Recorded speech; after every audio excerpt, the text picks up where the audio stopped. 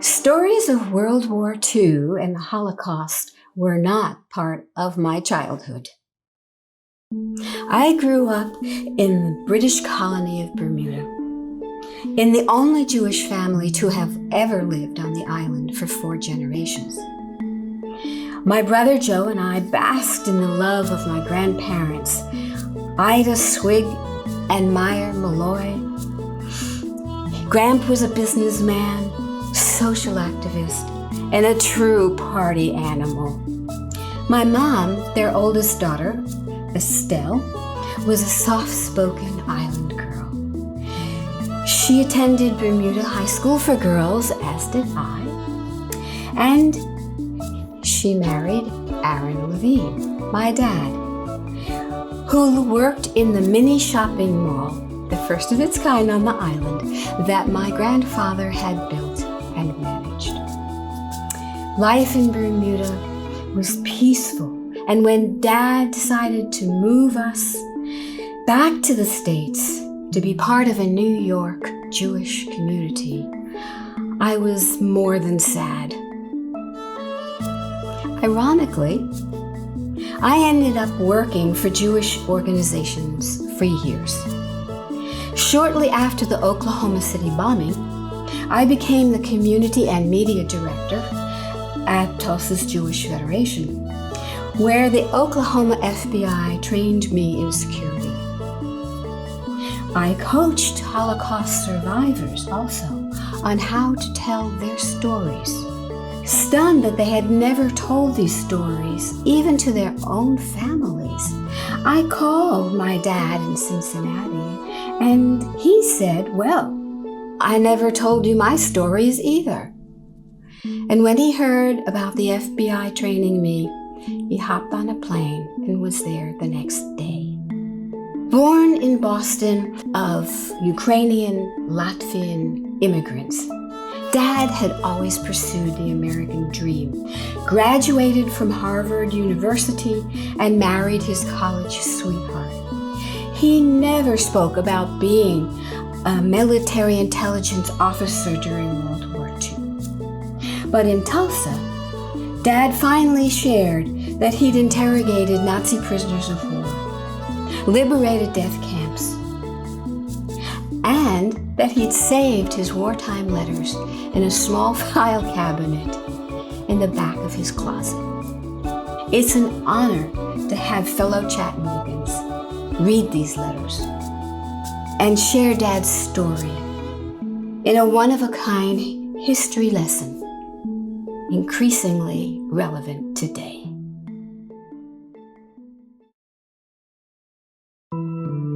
We start my father's story with the build-up to the war. When Dad graduated college, Harvard's 1940 commencement speech was given by Secretary of State Cordell Hull, who described the growing threat of war. There are at work in the world today powerful forces, the significance of which no individual and no nation can ignore without jeopardy. They rose on many occasions in the past and, for varying periods and with varying intensity, held sway over human affairs. They spring today from the source from which they have always sprung in the past. From godless souls who lust for power, which seeks to hold men in physical slavery and spirit degradation, and to display a system of peaceful and orderly relations among nations by the anarchy of wanton violence and brute force. No more vital test has ever confronted the American people than that which confronts it today. Dad kept the press release of Hull's speech, knowing that it was history in the making. He also kept the commencement speech from Mom's graduation the following year, just when it was months before we entered the war. The speech was given by Supreme Court Justice Felix Frankfurter. My grandmother made us laugh for decades, describing how she mistakenly called him Mr. Hamburger to his face. Frankfurter, a Jewish immigrant from Austria, knew very well what was at stake. College commencements have become a national occasion to celebrate and fortify the national spirit. In the recent past, this great event in the lives of young men and women was a symbol of hope in youth. The generations mingled to take heart, one with another, to promote the promises that lay ahead. But never before, I believe, have college commencements been so appropriate to the times, nor so symbolic of all that we hold dear. For events compel us to reconsider the significance of our history, circumstances which even the most ostrich-like can no longer disregard challenge the worth of our past, the validity of the faith that founded this nation, and our power to vindicate it. Dad expected to be drafted, but was too skinny to qualify. He struggled to find work, failing spectacularly as a door-to-door salesman, and he tried again to enlist. Aaron embarked on a rigorous diet of bananas and milkshakes, and though still skinny, he finally achieved the required military weight. He enlisted in the Army, and we headed out to boot camp in Battle Creek, Michigan, where we rented an old, musty attic. Aaron began training for the military police and could only visit me twice a week. Meanwhile, I sneezed nonstop, except for an occasional gig as a substitute teacher, until one memorable night when everything changed. There was a sudden call from headquarters to report to Camp Ritchie, and I was to keep my transfer secret. That night, I whispered to Estelle, "We're getting the hell out of here." The next day, I was on a Pullman train to Maryland. Little did I know that I'd just missed a class and spend the next month cleaning classrooms all night. But it was better than garbage detail with garbage up to one's knees. My campmates say I'm the kind of guy who falls into a toilet and comes up with a gold watch. After a month, Camp Ritchie finally gave Dad permission to bring Mom. She arrived at a nearby town full of love and pregnant. Their first night together wasn't quite what they had expected.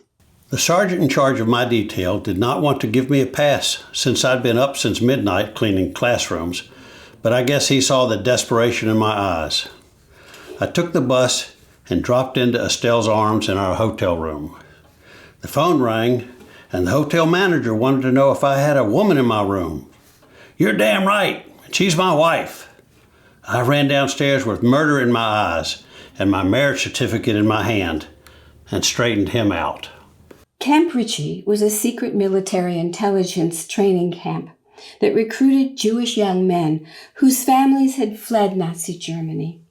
They understood the psychology of the enemy and knew the language. Dad explained that his language skills were acquired at Harvard, not in childhood, so he wasn't an expert. He was precise in his analysis. We kids experienced that from day one. But the commanders ignored his protests and put him to work. We received a good deal of training in dealing with French people. There were many women with French backgrounds who tested our resourcefulness and reported back to the commanders as to whether we knew what we were doing. Evidently, I passed, but I knew their French was a lot better than mine. My parents must have been super emotional when it was time for Dad to ship out. He took a train to New York City and then a boat to Europe. Mom, pregnant and alone, tried to get another train and see Dad off in New York. But Dad's ship left for Europe early, and they missed each other. Estelle, dearest, I feel so guilty that I built up the prospect of our seeing each other. Although it's TS in the extreme, we do have a great future ahead of us. and that's worth going through anything. I'm making a war bond allotment, and with my pay, you'll get $100 per month plus $12.50 per month in war bonds. If you ever need anything of any sort, from advice to money, don't hesitate to ask the Army Emergency Relief and the Red Cross. Darling, I miss you terribly. Write me voluminously, and I shall write you every day, honey. This is not a farewell letter. Dad began his military assignment in England. He'd have been one of 24,000 Allied troops landing at Normandy in France, except for his car wreck. Was it divine intervention that delayed his deployment, given the tens of thousands of casualties at Normandy? Dad just put it down to luck and a bit of stupidity. A funny thing happened on the way to the Normandy invasion. I was a driver for the commanding officers in England, and returning very late one night, I fell asleep and drove my Jeep into a ditch. I broke my arm, along with a few other injuries, that landed me in the hospital for several months, missing the invasion. Dad soon went to France, then Belgium and Germany. Decades after the war, he took the family to England and France to see where he'd been assigned. But he refused to enter Germany and expose his loved ones to those memories. Estelle, dearest, I feel sort of in the mood to write the great love letter, but my God, I'm inadequate. I just can't match my feelings with the proper words. I doubt anyone can, except for a few great poets. Of course, my tastes in literature are positively Epicurean, so for lack of better, I recommend Shakespeare, John Donne, and Keats until we're together, darling. And to add the personal touch, may I say I love you with all my heart, and that without you, I am woefully unhappy. I only want to make a wonderful life for you when I get back, and I will. That's a promise.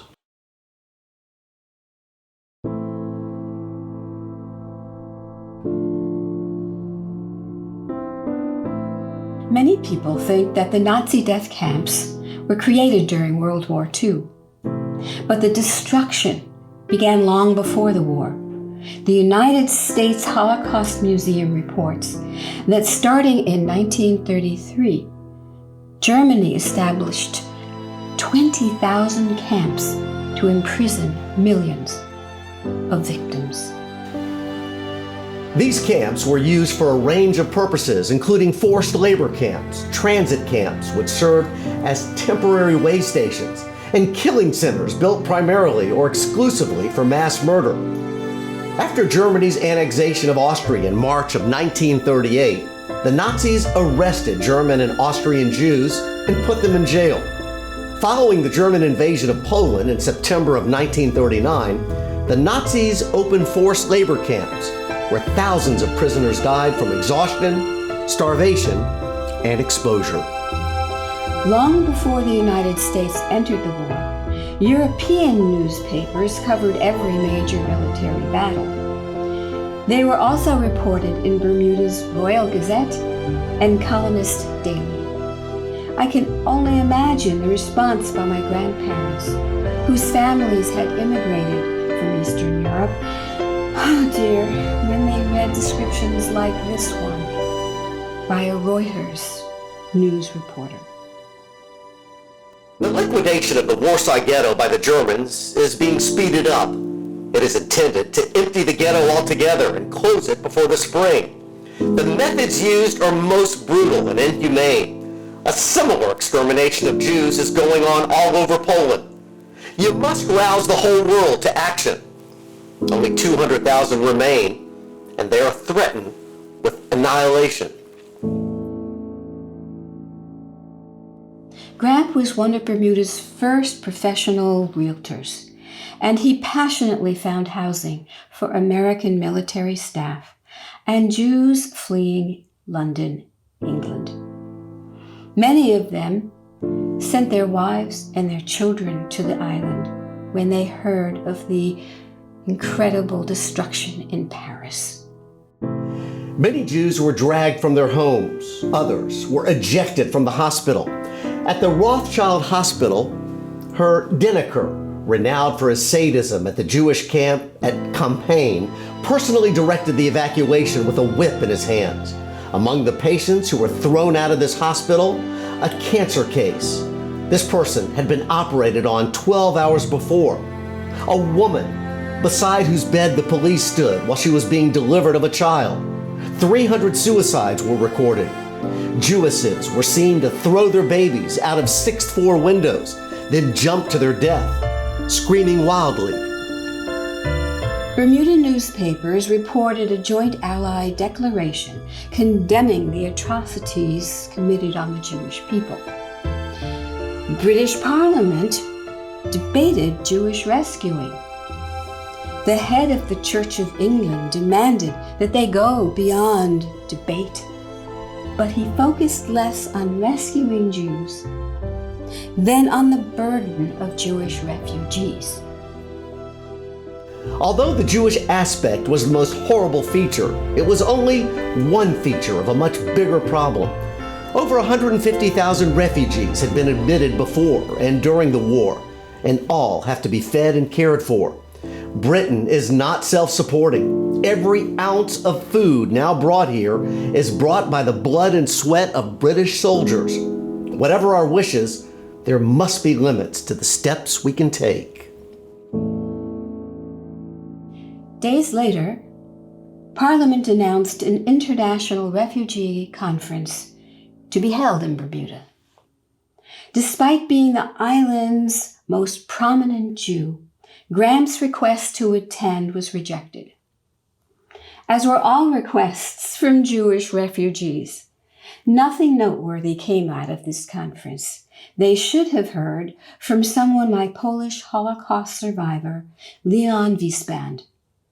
While hindsight doesn't save lives, it does provide lessons for the present. I was born in the town of Zwolle, Poland in 1919. My childhood was a good one. My father Mordecai was a smart man with a factory in the same building where we lived. We were 5 children, and my mother was a good, kind woman. Anti-Semitism was very strong in Poland, but we in Zwolle were not too aware of it or concerned with it. We Jews did not have any fears from the Poles because in Zwolle, the Jews were in the majority. Life in Zwolle in the days of the 1930s was quiet, peaceful, and uneventful. Wiesband survived the Holocaust, and fortunately, he recorded what happened as the Nazis destroyed Zwolle. In September 1939, the Germans attacked Zwolle. This fear was great. The whole town was being bombed by German aircraft. The houses in the town became skeletons. A few days after the bombing stopped, the Jews who had fled to the woods returned. The houses that the Jews had lived in, that remained standing, now housed 2 or more families. Our daily lives were filled with much fear. Every morning, the Germans would drag people into forced labor. Wiesband acknowledged that there were heroic acts to help Jewish people that may never be acknowledged publicly.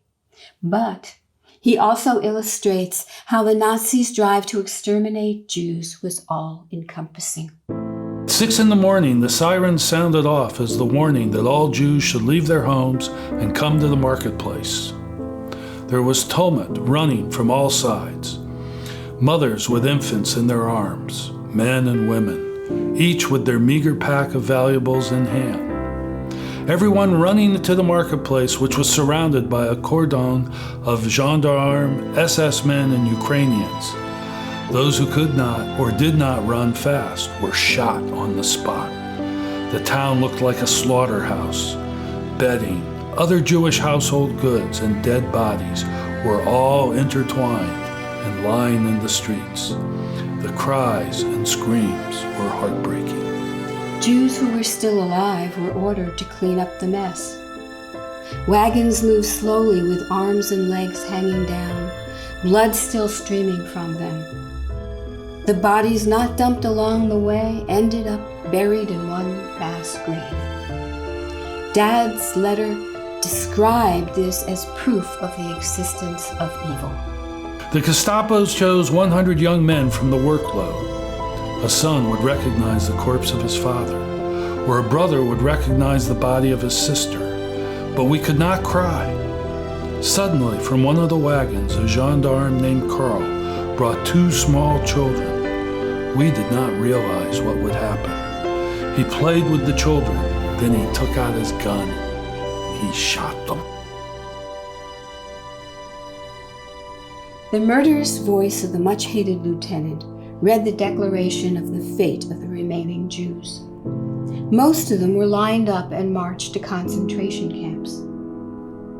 When I discovered Dad's letter to Mom about seeing these camps, I understood why it took half a century before he could speak about it. The Allies have discovered various concentration camps. Some of them I've been able to see. They are indescribable. Wouldn't have believed them myself. One cannot convey the right smell and the impression made by 2,000 to 3,000 starved corpses, or the inexhaustibly hungry eyes of still alive Jews and Russians and Poles and French. Be sure of one thing.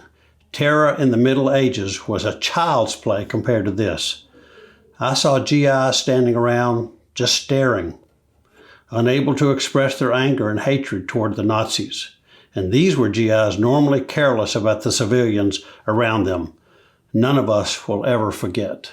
When we arrived at the labor camp at Karzicko in 1942, we were divided into groups. These groups were assigned to munition factories. Life in the camp was hardly bearable because daily the Germans would remove a few people and shoot them. We never knew who would be next. In 1943, there was a typhus epidemic in the camp. The Germans did not treat those that were afflicted. They shot them. I was one who came down with typhus, but I hid myself during that period, knowing full well if I were discovered, I would be shot. For 13 days, I hid in the stables under hay mounds. I ate nothing, but my brother Reuben would sneak sips of water to me occasionally.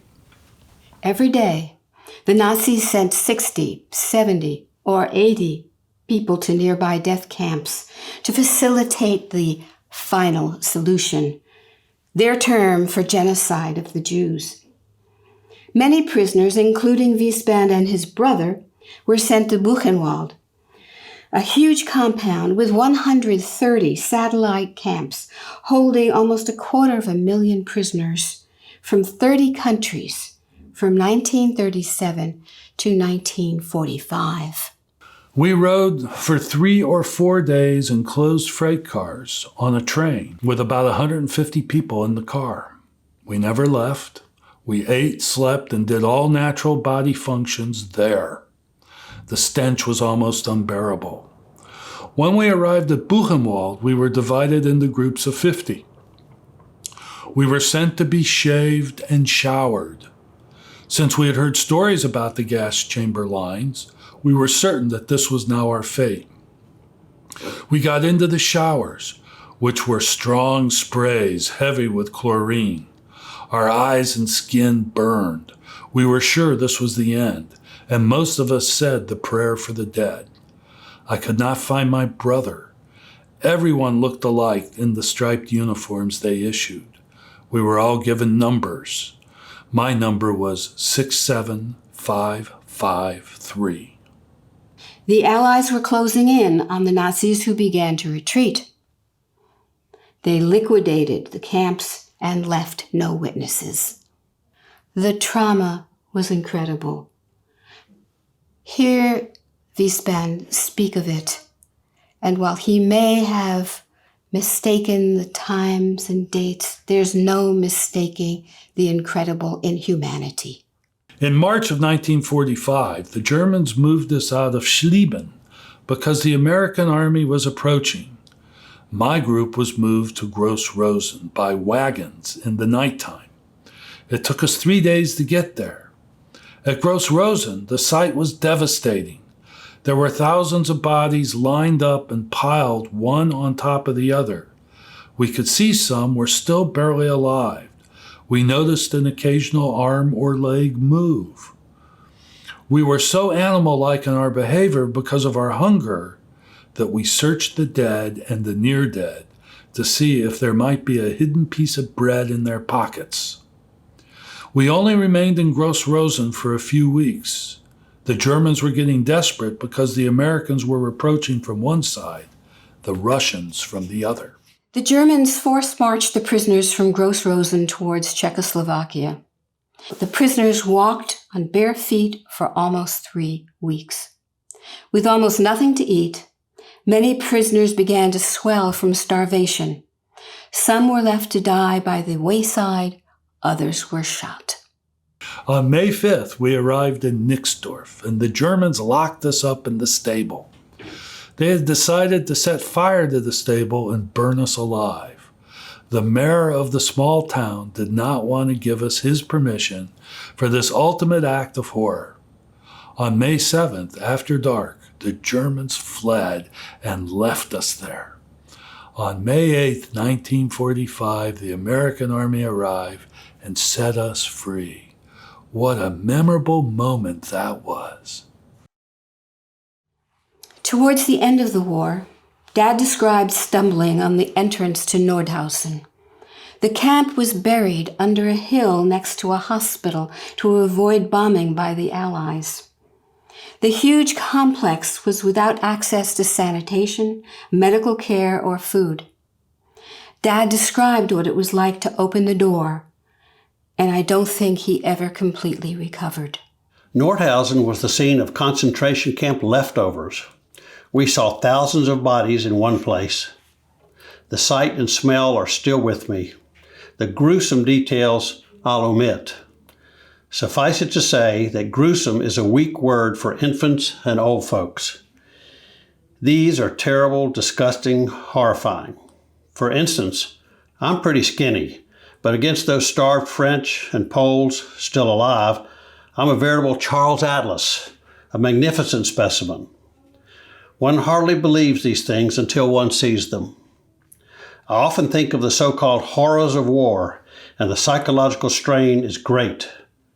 I've managed to keep healthy, but deep down, If you've heard of the Battle of the Bulge, you know it's often called Hitler's last stand. Dad minimized the dangers to reassure Mom. He didn't tell her that his unit was woken up around midnight and had to run for their lives. Don't worry, Estelle. During combat, I was personally not in much danger.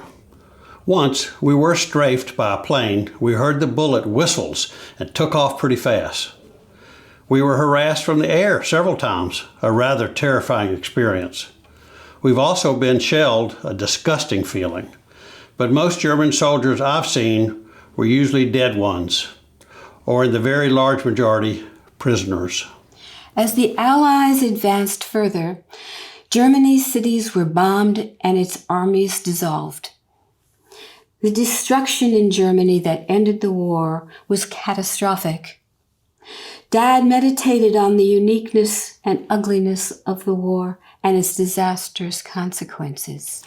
One thinks a great deal about the German people these days. One sees so many sights that are apt to encourage sympathy. Old people being dispossessed, young kids eyeing you hungrily for a piece of chocolate. One feels sorry for them in a way, but we've come to the point that it is a two-sided feeling. Pity for those, hatred and coldness also for the same people who shouted Heil and invested in Nazism, or let themselves be sucked into the net of Nazi crime. While I cannot go out of my way to harm a civilian, I cannot go out of my way to do them a kindness. I remember too well the bodies of Belgian kids murdered by the Germans out of spite and cruelty. I feel sorry for all the innocents, but cannot feel the same for the German who asserts his anti-Nazism while the books of Rosenberg and Goering stand in his bookshelves. In any case, damn not pleased by the ruins and rubble in Aachen and Düren and other Rhineland towns. With the official end of the war, Dad's responsibilities changed from gathering information about battle plans, in other words, spying, to gathering information from interrogations that would change Germany's leadership and culture. The military must have known that they had the right man for the job. They went up to the town and they threw all the furniture through the window. This was a furniture store owned by a Jewish family? Yes. And I said, what happened to the family? He says, I think they took them away. At that point... Who is this they? The trucks came and just took trucks, them away. some neutral group. Yeah, they, I hesitate to say what my reaction was at this time. But what was your violent. reaction? I smacked him across the face, and I had never done that before. And I thought he was going to attack me, but I had the gun. And he finally admitted, well, they did it, and they're gone, and what happened to them, I don't know. Dad was charged with discovering who'd been aligned with the Nazi Party so that they could be removed from leadership. When I was a kid, Dad and I once, and only once, had a blunt conversation about his role when I asked, Daddy, did you kill anyone in the war? No, but I slapped somebody once. Huh? That Nazi said he wished Hitler had killed more Jews. Estelle, dear, I know you have questions about my work now that the war is over. Let's just say that I'm doing what we were trained to do at Camp Ritchie and more. Trying to keep sane while interrogating Nazi prisoners of war, Dad turned to his first love, books. Reading helped him process the past, present, and future. And books lined every room in our house growing up. I am overwhelming myself with Randall's Making of the Modern Mind. Altogether very stimulating and helpful. And I admire anyone who can sum up the intellectual attitude of a whole generation or an age without becoming either oversimplified or totally off the beam. As it is, one can notice, unless I am imagining it, that historians do much better with the ancient past than they do with the recent past. One is set and ossified, and the other is still with us, and we can't shake it off, still fluid and influenced by the present. But at least I shall be able to get a clearer picture of what the present is all about, and having worked so close to it, a perspective is just what I need. As wartime censorship faded, Dad's letters became heartbreaking and incredibly revealing. Tragedy is written all over the face of Europe, and it is sickening to see. Sure, you can take the small, mean, vengeful Nazi who beat up Jews and burned churches and make him cringe, punish him, and try to drive him into a sense of guilt and a realization of the crimes to which he was a partner. The rebellious Catholics and Jews once living in this region are now rotting in concentration camps. Who is guilty of all this? Only Hitler and company? What about men and women who now say they were forced to join the party, but made comfortable livings while the rest of Europe starved? As Dad continued his interrogations of Nazis, he tried to make sense of what had happened in Germany, a country once known for its cultural and scientific advancements. I'm gradually getting an idea of the problems in Germany. A large part of the population never belonged to the Nazi Party, but 99.9% blame Hitler only for losing the war and seem to suffer no pangs of conscience over the origins of the war or the ideology of the party. They know they are beaten. It's just a risk they took, and they lost. They have no questions over the misery they brought to millions of French and English, Poles and Russians. They hardly considered them as human, or that they started the war. Years of maleducation kept them ignorant and proud, selfish and egoistic, claiming that Germany alone has suffered. What does one do with such people? Ruthless handling of party bigwigs and small terrorizers? Complete re-education of the rest? What a job! But there will be hell to pay again if it isn't done. Determined to support him, Mom wrote to Dad every day. I received the money order, darling, and am depositing it into Joey's account. If you really can't use it there, then of course, Joey's bank account is an excellent place for it. Honestly, I wish you would keep more money for yourself, sweetheart, and save it in case you should get a furlough. Aren't you due for a leave, pass, furlough, or something by now? Surely you need a break and change, a chance to rest and relax and get out of Germany for a while. And they ought to do something about it. Shall I write to General Eisenhower? Overwhelmed by the interrogations of those who had fallen prey to the Nazi propaganda, Dad applauded those who rejected the party line, and he expected that they'd take the leadership roles vacated by Nazi followers. The stories of German cruelty and oppression are not just stories, they are the real thing. And much of this was done by what we call ordinary people. Not just the party members, but a vast number of common citizens who fell easy prey to the baloney of National Socialism. People who were jealous, griped, depraved, and plain scared. A damn few seemed to have the courage to laugh in Adolf's face. I have met some of them and have only admiration for them because they fought in spite of everything and know on what side they stand, and they have always stood. Dad was pessimistic and blunt in predicting the ongoing suffering of the Jewish people. It doesn't make a tinker's dam whether you're religious or a Zionist or like to eat bacon. But it is the truth that but for the grace of God or something, we would be in a concentration camp if we had lived, which I doubt. In my own work, I have talked to dozens of former concentration camp prisoners and also SS guards. Conditions for Jews, above all, were indescribable. And death and torture, these words may sound peculiar to you, but after what I've seen and heard, I have a fairly clear idea of what they mean.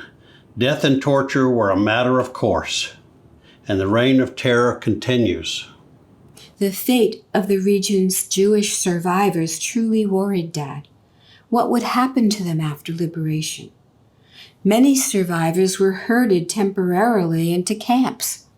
What kind of life would they have? Out of millions of Jews formerly in Europe, there are now thousands wiped out by means which are almost impossible to believe. Kids, old women, you name it. In Bavaria now. From all the concentration camps here, there may be altogether some 55,000, and they are living like animals. That much I know. I've seen them. What, with United Nations Relief and Rehabilitation and Red Cross and God knows what else, you might think that the problem is being well taken care of. But it isn't. In the first place, there isn't any place for these people to go. Germany is just a cemetery for them. England and America and France seem to be out of the question. Palestine is about the only place, but you know what the story is there. There are still massacres going on in democratic Poland, even now. The damn thing is absolutely ridiculous, to put it at its mildest. Dad was so upset that he used his own paychecks to purchase supplies and mail them. He wrote to his family asking them to buy packages of food and clothing for the survivors. Frustrated, he told them not to donate money to charities because of the delay and confusion over the distribution of them. As far as I know, not a damn thing is being done about it. A lot of red tape, committees and offices, but right here and now, these people, after 5-6 years in Buchenwald and Company, are starving, sleeping on the floor, and lack of clothes, etc., etc., with the German POWs being treated like gentlemen in good hospitals. It comes down to this. The Jews here belong to no state. They can't go home to Poland or Hungary because it means certain death. I really mean this, and no one seems to care. The only people who will care for the Jews are the Jews themselves. Dad was shocked when Germans denied the truth of what had happened, claiming that it was all propaganda. I have talked to enough Germans in the past months to fill a good-sized section of Milwaukee, and all types, Army generals, SA bums, aka stormtroopers and brown shirts, miners and artists, professors and pimps, solid farmers and crafty businessmen, children, octogenarians, and spies. Confront them with the truth, and they cannot believe it. A German army doctor told me that he had been in Russia for a year and never once heard of any German atrocities. Oh, yes, they hung a few people one night and forgot to cut down the bodies for a few days, but everything else was propaganda. He also told me that some of his best friends were Jews, but one night they all disappeared, and he never did get around to inquiring about what had happened to them. I want to see a complete re-education. Well, we can remove the Nazis, make an attempt for re-education, which incidentally, we had better succeed. But we have to get deeper also to the cause of this war and the cause of Nazism. Anxious about Dad's state of mind, Mom wrote to him daily. She shared my brother Joey's smiles, Bermuda's social events, her latest shopping trip, anything to distract him with normalcy. The term post-traumatic stress syndrome hadn't yet been invented, but she didn't need a medical degree to see that Dad's crusade was driving him into the ground. Shall I tell you how I feel just at this moment? Well, the day has been long and tiring and exasperating, quite devoid of any humor. I am tired and uncouth and sort of ragged around the edges. Not the clean-cut American-type youth at all. Mom had pioneered at Harvard special education for children at risk, and I think she applied what she learned to my dad. Write me as much as you can, sweetheart, about how things are with you. Is it very bad? Is it terribly uncomfortable? Do you work awfully hard? God damn this war anyhow. I suppose the worst part is the loneliness, lack of recreation, seeing so much destruction, to put it mildly, all around you. Aaron, darling, I love you very much, and I can't bear that you should be unhappy. Soon it will be all over, just like a bad dream, and then you begin to feel nostalgic about when you were in Paris and England and tell everyone about your adventures. Dad wanted a post-war career that would financially support a family and be part of the mass re-education he considered vital for any permanent cultural shift in Germany. But he had doubts about our government agencies, their capabilities, and his skepticism dictated his decisions. I have had about enough of this type of work and would like to get out into something on a broader scale where I can see what's going on generally. Berlin would probably be the place for that, but as yet there's no news in that direction, and it doesn't look promising. Now, with things getting near the end, I am thinking, or trying to think, of the concrete future, that is, what to do. There's a large field in civil service, but unless it were something damn good, I wouldn't be interested. The State Department would be terrific, but you know how unreliable these things are. The same goes for War Department jobs, for which, as a matter of fact, I would be well qualified, but I don't have a lot of faith in these possibilities. After working in retail management for decades, Aaron Levine retired. He became Chief Financial Officer of Hebrew Union College in Cincinnati and its American Jewish Archives. He had a passion for preserving historic truth, and his letters are now preserved there. I caught that passion when Holocaust denier David Irving told Tulsa's crowd that Hitler admired the Jews and wasn't responsible for the Holocaust. Irving held up a letter as proof, saying it was written by Hitler himself, but in an ancient German which only he could read. Shocked by the crowd's smiles and nods, I dedicated myself to carrying on Dad's work. When he died years later, I wrote this poem in his honor and read it aloud over his grave. for those who put themselves in harm's way, for their families, friends, and country, for those whose lives were taken in war-torn lands far away, and for all those who carry the wounds of war proudly and with honor. Let us say a prayer of thanks and remembrance of courage and of valor. To watch the destruction of civilization and hear the cries of the oppressed is to know that good people cannot remain silent or deny commandments from above. As peaceful as this field of headstones, as beautiful as the bouquets that mark your grave, so may be the rest you have earned so well. Your life touched our hearts with the stories that it tells. We will not, cannot forget the evil that does truly exist, and it's up to all of us to rally against it.